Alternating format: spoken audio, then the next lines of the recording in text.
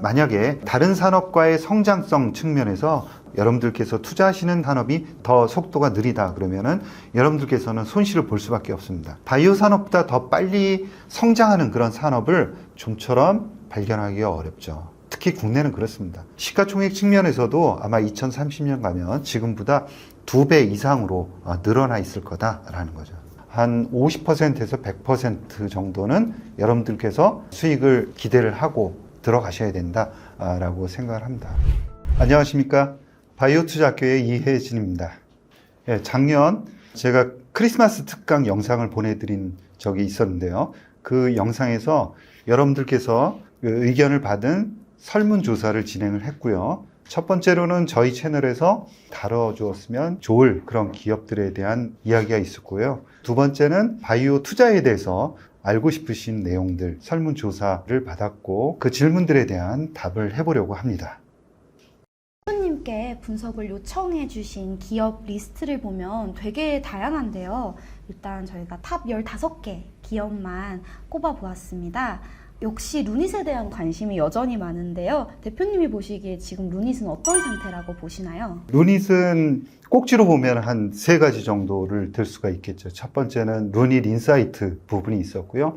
그 다음에 볼파라가 있고 루닛 스코프 이렇게 세 부분이 있었습니다. 그 루닛 인사이트는 어느 정도 잘 하고 있지만 최근에 그 매출 일어나는 속도에 대해서는 약간 우려감 이런 것들이 있었죠. 그 다음에 볼파라와 관련해서는 아직까지 시너지를 낼 상황은 아니죠. 그래서 M&A가 된 상황이기 때문에 2025년 올해부터 더 긍정적인 이야기들이 많이 나오지 않을까 그런 생각을 하고 있습니다. 세 번째는 루니스코프. 작년도에 루니스코프 관련한 좋은 소식이 있었죠. 그래서 추가적으로 이 루니스코프 관련한 계약이 올해에도 기대해 볼 만하지 않을까 이런 생각을 합니다. 그러니까 3가지 축이 정상적으로 굴러가면서 특히 볼파라와 관련해서는 루닛 인사이트와 시너지가 기대되는 그런 2025년도다라고 생각해 볼 수 있습니다. 장기적으로 볼 때는 주가가 상승하면서 루닛이 이루고자 하는 그런 꿈을 이루려고 그러면 성장 속도가 더 빨라야 됩니다.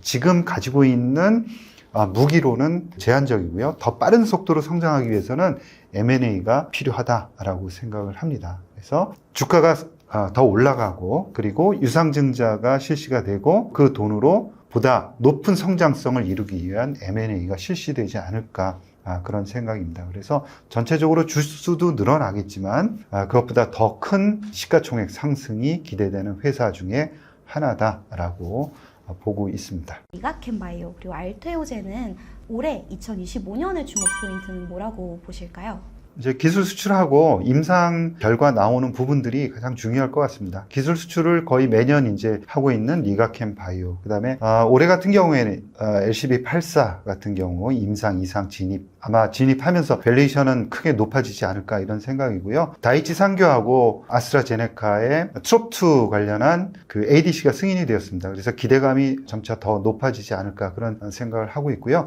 LCB14 같은 경우에는 글로벌 기업에게 재수출하는 그런 건이 올해 이제 걸려 있고요. 또 하나는 LCB14 중국에서 신약 승인 관련한 일정이 하반기에 있습니다. 중요한 일정들이 이제 있고 또 기술 수출이 기대된다. 알테오젠 같은 경우에는 여러분들 대부분 아시는 키트루다 SC 제형의 승인과 상업화 이런 문제들이 남아 있는 거죠. 그러면서 마일스톤이 들어오고 그 다음에 그걸 보고 다른 회사들하고 기술 계약을 맺는 계약 체결이 기대가 된다라는 점. 그래서 작년에 이어서 올해도 이 두 회사가 국내 바이오를 꾸준하게 끌고 가지 않을까 기대를 해봅니다. 저희 채널에서 거의 언급이 상대적으로 적었던 거에 대표님은 어떻게 생각하고 계시는지 궁금합니다. 네, 삼천당 제약 같은 경우에는 특허가 대단히 중요한 부분인데요. 비만 치료제 관련한 특허 부분입니다. 그런데 외부에서는 이 특허와 관련한 부분을 체크하기가 상당히 어렵죠. 제법 관련한 이 특허를 외부인이 확인은 상당히 어렵습니다. 그래서 그런 측면에서 기업에 대한 분석 이런 것들이 어려움이 있었고요. 그 다음에 프레스티지 바이오 같은 경우에는 현금 문제입니다. 현금 가용 연수라는 부분 한 가지 이제 노출되어 있다라는 거고요. 코롱 티슈징 같은 경우에는 임상 3상 결과 나오기까지는 상당한 기간이 필요합니다. 그래서 오랜 기간이 있기 때문에 약간 후순위로 놔뒀었고요. 임상 2상 결과를 보면은 데이터가 상당히 잘 나왔습니다. 1차 유효성 평가지표, 2차 유효성 평가지표 모두 긍정적으로 발표가 되었었고요.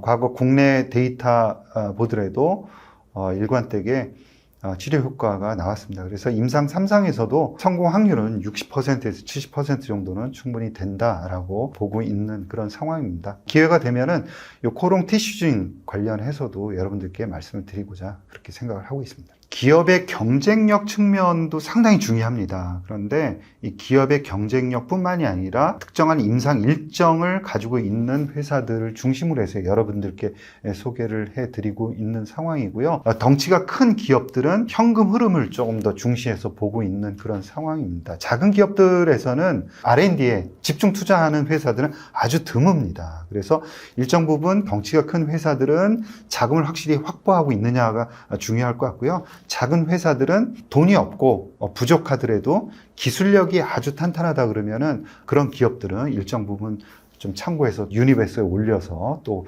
분석도 하고 그런 상황입니다. 그래서 그런 이제 기준에서 약간씩 좀 노출되지 않았다 그렇게 해석하시면 될 것 같습니다. 2월부터 새로운 스터디가 시작이 될 텐데 그 수업에서 좀 중점적으로 다뤄주실 기업들의 특징이나 공통점이 있을까요? 중요한 질문이고요. 2025년도로 넘어오면서 바이오 관련한 금융 환경, 그 다음에 제도적인 환경, 정책적인 환경 이런 부분들이 상당히 불확실하게 바뀌어가고 있다라고 보고 있습니다. 그래서 종목을 좀 압축할 필요가 있겠다라는 거고요. 그냥 압축하는 게 아니라 압축하는 방식이 중요할 수밖에 없습니다. 그래서 국내 기업 같은 경우에는 상반기에 아주 중요한 일정이 있는 기업들 중심으로 해서 물론 이제 아주 기본적인 경쟁력들은 갖춰야겠죠. 기술 트렌드라든가 기업에 대한 신뢰도 이런 전체적인 경쟁력을 갖추었고 그 중에서도 아주 중요한 임상 일정이 상반기에 집중되어 있는 그런 기업들 중심으로 해서 2025년도 바이오 실전 투자 스터디에서 공부할 생각이고요. 나스닥 기업 중에서는 2025년도에는 화두가 딱 한 단어입니다. M&A입니다. 그래서 M&A 될 가능성이 매우 높은 기업을 중점적으로 공부를 할 생각입니다. 작년에 공부했던 인트라셀룰러라는 기업이 올해 처음으로 M&A가 되었죠. 2025년도 대상의 첫 번째 기업으로 M&A가 되었습니다. 따라서 인트라셀룰러처럼 M&A가 될 수 있는 그런 자격 요건을 갖춘 기업들을 중점적으로 봐야 될 것 같습니다. 그래서 우리가 공부하고자 하는 포인트는 그거죠. 인트라셀룰러라든가 작년도에 M&A가 됐던 기업들의 그 특징을 모아보는 겁니다. 그래서 그 특징에 대해서 공부를 하고 그 특징에 부합하는 회사들을 골라내는 겁니다. 그래서 일정 5개 종목을 핵심 기업으로 골랐고요. 그래서 2025년도 특히 상반기에 M&A 될 가능성이 매우 높은 기업 탑5에 대해서 우리 공부를 하겠습니다. 그래서 약간 특징적인 것은 작년도에는 우리가 가능성이 있는 많은 기업들 풀에 대해서 공부를 했다 그러면 2025년도 상반기에는 조금 더 축약해서 핵심 포트폴리오를 가지고 공부한다라고 보시면 될 것 같습니다. 그 다음에는 개별적으로 주신 질문에 대해 좀 답변을 요청드리고 싶어요. 50대 구독자분이신데요. 바이오에 투자를 하고 싶어도 단어나 개념이 어려워서 시도하기가 어렵습니다. 그럼에도 바이오 투자 공부를 꼭 해야 하는 이유가 있을까요? 라고 질문 주셨네요. 네. 이제 바이오가 성장하는 산업이기 때문에 그렇고요. 아마 질문 주신 분께서는 다른 업종에도 투자를 분명히 하고 계시지 않을까라고 생각합니다. 왜 그러냐면 다른 산업에 투자하지 않으신 분이 유일하게 바이오에 투자하는 경우는 매우 드물죠. 산업을 확장하기 위해서 바이오에도 관심을 갖는 경우가 대부분이다라고 생각합니다. 물론 이제 바이오만 공부하시고 또 투자를 잘 해 나가시는 그런 분들도 있으시죠. 그런데 대부분은 바이오에도 관심을 가져볼까라고 생각합니다. 그런데 바이오가 아주 어려운 학문이냐, 단어가 굉장히 어렵고 그런데요. 조금 더 집중적으로 2-3달 이렇게 공부를 하신다 그러면 바이오는 사실은 그렇게 뭐 수학이나 물리 이런 쪽처럼 어려운 분야도 아니고요. 아마 반도체에 대해서 관심은 많으실 것 같습니다. 반도체를 이해하실 이해력이라 그러면 충분히 바이오도 이해하실 수 있다라고 생각을 합니다. 그래서 바이오가 반드시 해야 되는 거는 바이오의 성장성 때문에 그런 거죠. 다른 산업에 투자를 하고 계신데 바이오가 만약에 다른 산업과의 성장성 측면에서 바이오보다 여러분들께서 투자하시는 그런 산업이 더 속도가 느리다 그러면은 여러분들께서는 손실을 볼 수밖에 없습니다. 그런데 바이오 산업보다 더 빨리 성장하는 그런 산업을 좀처럼 발견하기가 어렵죠. 특히 국내는 그렇습니다. 반도체라든가 AI라든가 반도체, AI, 자동차 이런 부분들은 많은 부분 성숙되어 있는 산업입니다. 바이오가 그 다음 우리나라의 먹거리로 빠르게 성장할 거라고 생각을 하고요. 시가총액 측면에서도 아마 2030년 가면 지금보다 2배 이상으로 늘어나 있을 거다라는 거죠. 그래서 바이오에 투자를 안 하신다 그러면은 다른 산업에 투자를 한다 그러면은 오히려 그쪽 시가총액이 떨어질 확률이 훨씬 더 높다라는 거죠. 그래서 바이오 산업은 반드시 투자해야 하는 이유는 다른 산업 대비해서 성장성이 높기 때문이다. 그리고 공부를 조금 집중적으로 한다 그러면은 충분히 이해할 수 있는 그런 학문이다라고 생각합니다. 인구 구조가 바뀌고 있는 만큼 장기적으로 바이오 투자가 꼭 필요하다고 생각합니다. 이런 생각으로 투자를 한다면 바이오 중에서도 어떤 바이오에 투자를 하는 게 좋을까요? 라고 50대 구독자분이 질문 주셨습니다. 인구 구조 변화라고 하면 아마 노령화를 생각하시는 것 같습니다. 노령화됨에 따라서 질환이 많이 생기고 노령화된 인구가 많아지고 있는 게 우리나라의 현실이고 글로벌 현상입니다. 그래서 향후에 제약 바이오와 관련한 그런 시장은 계속해서 확장될 수밖에 없다라는 거 누구나 이제 동의하는 바죠. 그리고 또 한 가지가 있습니다. 시장뿐만이 아니라 바이오 기술도 동반해서 올라오고 있다라는 거죠. 질환을 치료할 수 있는 그런 기술이 똑같이 올라오지 못한다 그러면 아무런 소용이 없는 거죠. 그런데 최근에 다양한 바이오 기술들이 나오면서 효율적으로 공략을 하고 있는 상황입니다. 어떤 바이오에 투자를 할 것이냐? 제가 생각하는 거는 빅바이오텍으로 성장할 수 있는 그런 기업들에 중점적으로 투자를 하는 겁니다. 빅바이오텍으로 성장하기 위해서는 딱 2가지 요건이 필요하죠. 미충족 수요가 큰 질환입니다. 그런 질환에 뛰어난 효능을 보일 수 있는 그런 약물을 개발할 수 있는 그런 파이프라인을 다량으로 가지고 있는 기업에게 투자를 하는 겁니다. 그리고 한 2030년 정도 좀 중장기적인 관점으로 지켜볼 필요가 있겠다. 다른 질문에서도 나와 있지만 그런 다양한 모달리티들이 있습니다. 그래서 ADC라든가 그리고 제형 변경 기술이라든가 이런 모달리티를 가지고 있는 그런 기업들에게 집중적으로 투자를 한다 그러면 좋은 성과가 있지 않을까 그런 생각을 합니다. 지금 기술 수출 등으로 좋은 성과를 내는 우리가 캠, 알테오젠, ABL 같은 국내 기업들이 많은데 상대적으로 비싸 보이기도 합니다. 앞으로 더 많은 기술 수출을 한다는 판단 하에 투자한다면 늦지 않았을까요? 라고 40대 구독자분이 질문 주셨습니다. 네, 굉장히 중요한 질문이고요. 결론만 말씀드리면 리가캠 바이오는 아직까지 치료제를 개발한 기업이 아닙니다. 특히 블록버스터를 만들고 거기서부터 유입되는 그런 거대 자금을 다시 이제 재투입하면서 2번째, 3번째 블록버스터를 개발해 나가면서 빅바이오텍으로 성장하는 그림이 우리나라에는 아직까지 남아있는 거죠. 미국에는 너무 많은 기업들이 그렇게 성장을 했고 국내 기업 중에서는 현재 주목을 받고 있는 그런 기업들이 바로 빅바이오텍으로 성장할 가능성이 있는 기업들입니다. 그래서 지금 주가가 작년에 이제 올라서 많이 오른 거 아니냐 이런 생각들을 하실 수도 있습니다. 일부 종목들은 상당히 많이 오르기도 했죠. 그러나 앞으로 빅바이오텍으로 성장하는 그런 그림들이 있기 때문에 지켜볼 그런 부분들은 아직도 많다라고 정리할 수 있습니다. 좋은 기업이라고 생각해서 투자를 했는데 유상증자를 하며 하락하는 경우를 겪어 바이오에 트라우마가 있습니다. 유상증자를 안 한 기업을 미리 알 수 있을까요? 라고 50대 구독자분이 질문 주셨습니다. 네, 기업의 자금력을 확인하는 것은 반드시 필요합니다. 그래서 저는 이제 수업을 통해서 현금 가용연수라는 것을 가지고 계속 강조를 해서 말씀을 드리고 있는데요. 현금 가용연수는 1년에 그 기업이 사용한 자금, 그러니까 대부분 영업 손실이 납니다. 그 영업 손실 규모만큼 1년에 사용한다고 보시면 됩니다. 그러니까 어떤 기업이 현재 시점에서 1,000억 원을 들고 있다고 생각을 해 보십시오. 그리고 1년에 500억을 영업 손실을 내고 있습니다. 그러면 2년치 사용할 수 있는 현금을 보유하고 있는 거죠. 현금 가용연수는 2년입니다. 이렇게 대차대표를 통해서 여러분들께서 손쉽게 현금 가용연수를 구할 수 있습니다. 그러니까 최소한 2년 이상 자금을 보유하고 있는 회사들을 투자 대상으로 삼아야 되고요. 또 한 가지 주의할 점이 있습니다. 뭐냐면 2년 안에 아주 중요한 임상이 결과 발표되는 일정이 있어야 됩니다. 추가적으로 그 임상 일정까지는 내가 보고 싶은데 그 일정까지는 유상증자의 위험이 없다라는 확신을 갖고 그리고 확인을 하고 여러분들 투자를 하시는 거죠. 그래서 요약을 하면은 현금 가용연수와 아주 중요한 임상 결과가 나오는 시점, 이 시점이 임상 가용연수 이내로 들어와야 된다. 요것만 잘 확인하시고 투자하시면 좋을 것 같습니다. 30대 구독자분이 질문 주셨는데요. 네. 코로나 때 바이오가 버블로 상승했다가 한번 꺼지고 현재는 다시 비중이 커지는 시기 같습니다.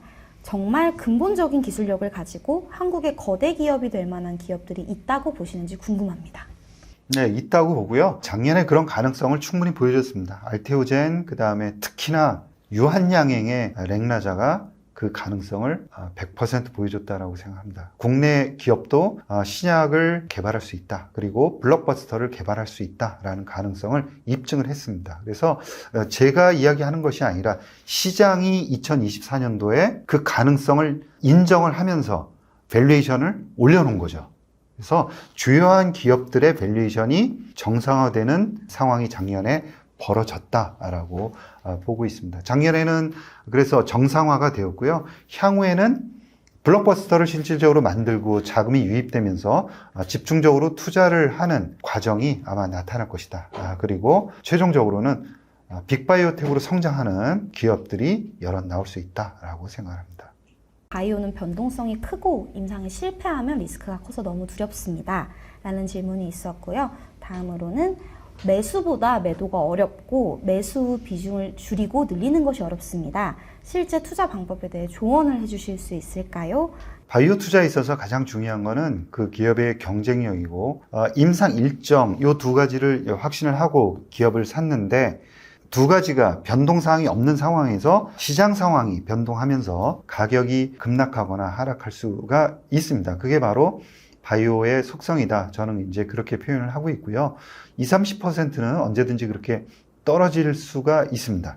오히려 그런 그 변동성까지도 속성으로 이해하고 계시다 그러면은 투자 기회로 잘 활용을 할 수 있다라고 생각을 하는 겁니다. 그래서 기업의 경쟁력, 투자 일정에 전혀 문제가 없는데도 불구하고 주가가 시장 상황에 따라서 급락을 한다?